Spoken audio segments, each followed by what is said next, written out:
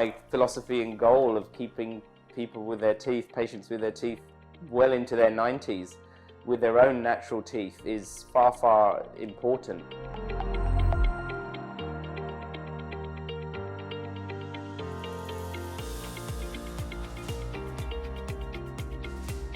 One of my goals, number one goals for all of my patients is to try and keep you guys out of dentures. Yes. Right? I'm pretty confident I can do that for most patients up to the age of 90. Yeah.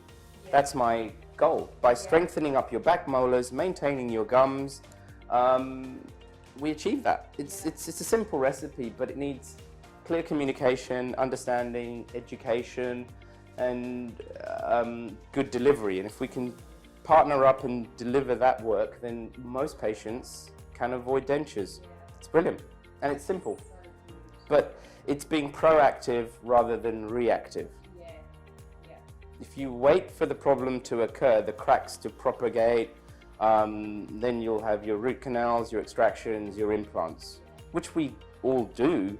But if you've got the cracks in your teeth and you can strengthen teeth before they crack and break, it saves you the treatment. So yeah, it feels like you are having a lot of treatment up front, but really this is treatment was most probably coming your way anyway.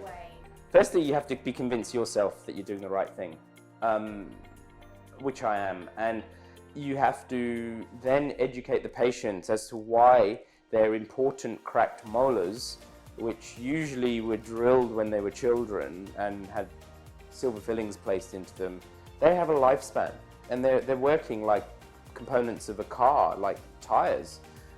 They wear out. So you need to strengthen them potentially before they implode, explode, or fail. So you have to explain to the patient that, and demonstrate. We use cameras, we show cracks in teeth, and we try and explain that these teeth are going to fracture at some point in time. Do we want to fix them before they fracture or not? Typically, these teeth start to fail in patients when they're in their 40s to 50s.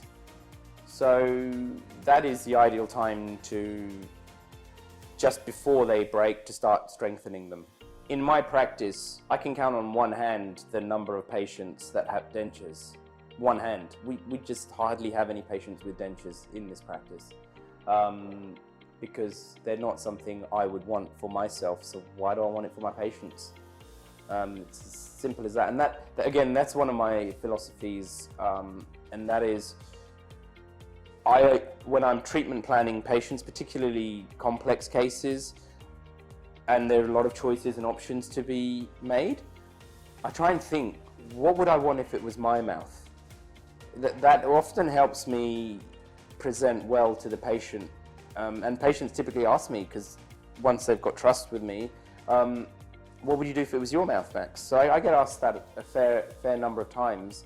And when I really think clearly as to what I would do if it were my mouth, the solutions become quite clear.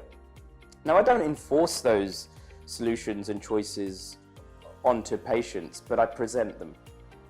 So I'm happy within the realms of my ethics and morals and standards as to what treatments I will provide for patients. So, and yeah, I'll negotiate with patients sometimes. Patients will say, well, yeah, look, I don't want to do all the crowns and whatever their motivation is or constraints are, and we'll work with them.